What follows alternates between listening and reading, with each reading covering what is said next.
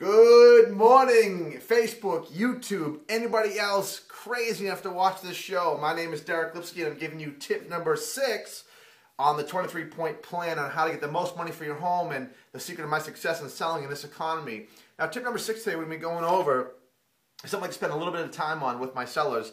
It's number 6 says, get as many qualified buyers into your home until it's sold.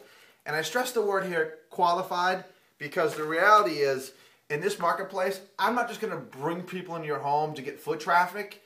We want quality over quantity. And what I mean by that is a lot of brokers I know will, when I take these listings that don't sell, they had a ton of foot traffic but no offers. And the reason that is because in the disclosure section of your listing, you should write pre-approved buyers only. Meaning if the home's on for $300,000 and someone only has a pre-approval for $250,000, they don't get in the door. It's got to say $300,000 on it to get in the door. I'm not going to waste your time or mine getting the house ready, taking the dogs for a walk in the cold, getting your son who's sick in a car and getting him out so people can go in and see the property. I don't do all that hard work to make and have you do the hard work of getting the house prepped and ready for a showing to have someone that only qualified $250,000 go, will it take $250,000? No, absolutely not. They won't. Get out here. My home is a priced right. When I have people come in there, they're there for a reason. They know value's there, and the brokers that are in the town know that, so they bring people to my showings first if they have someone in that range looking. Plus, I pay them a good commission. So the reality is in this marketplace is you want quality buyers, only pre-approved buyers. That section should say pre-approved buyers. If I don't say that there, any agent can bring their buyer in there. If it's there, they got to show me a pre-approval. I've got to physically see it and say, go in there. So that's a big thing. You don't want people just coming in there going, well, we got a lot of foot traffic. No. You didn't get foot traffic. Okay, you got people that were unqualified in there, and you'd be surprised how many times I hear stories of people that tell me, I had a ton of traffic but no offers. That's why. You had unqualified people coming into that property. They shouldn't did. Or, I got offers but they couldn't close. Yeah, guess what? They weren't approved for that amount. You've got to watch it. We're talking about money here. This is not fun. This is about your financial future. Make sure we get qualified people in there. Okay, so now we're going to do a little clip which I call Viewer Mail Monday.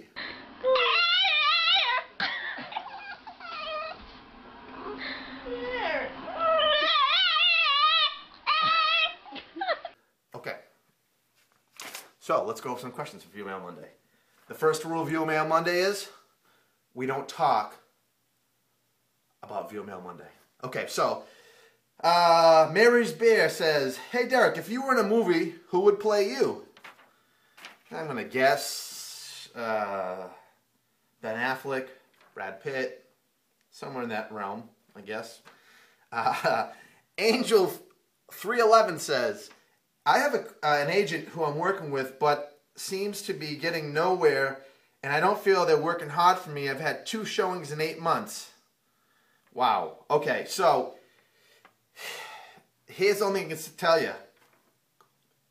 I would say this. Sit down with your agent and ask them, like, what's been going on, what plan do they have, what are they using, find out, are they part-time or full-time? They don't usually tell you that at the interview process. Who wants to go, hey, listen, I sold 3 homes and I'm part-time here and there. You know, you want a full-time agent who sells a lot of homes selling your home because they have the best luck. They know where to fish, you know what I mean? So you want to make sure you get someone like that. But when you have a home that's sitting there for 8 months, 95% of the time, it might be a price issue. The other 5 could be marketing, could be location, could be condition of the property.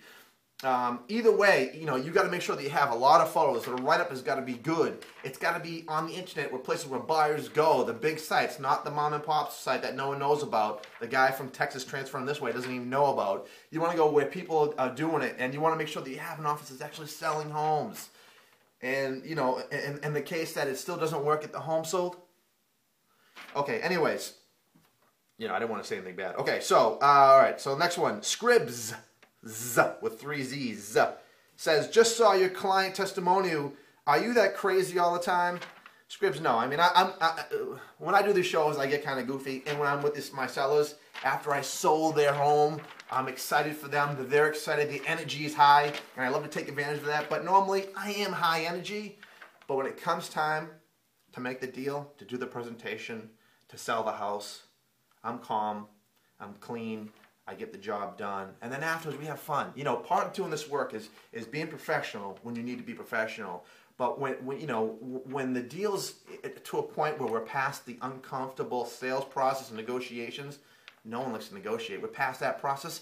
Let's have some fun. You know what I mean? Let's laugh about it, because this is, at the end of the day, this is what we're trying to do. If you're in my line of work and you try to be totally serious all the time, forget about it. I mean, you're gonna go mental. This is the one way that helps me kind of have a little fun and ease the tension. Comedy, laughter, just having fun, excitement. It makes it a lot nicer than the old dull and boring conversation you have with someone who's... I would never talk like that. I mean, come on, let's have some fun here. Let's make it exciting. Let's get the buyers, let's get the sellers together. Have fun with it. I know we're in a market that no one really likes, but guess what? Let's do the best we can. The last question we have is from Hostage Negotiations. What's in your pockets? Okay, so this is probably, I got a lot of email from Friday's show that talked about what was in my pockets. Now, you know, this is, I have a couple things I carry with me at all times. Some of them I consider a little bit bulky. I do consider them a carry-on.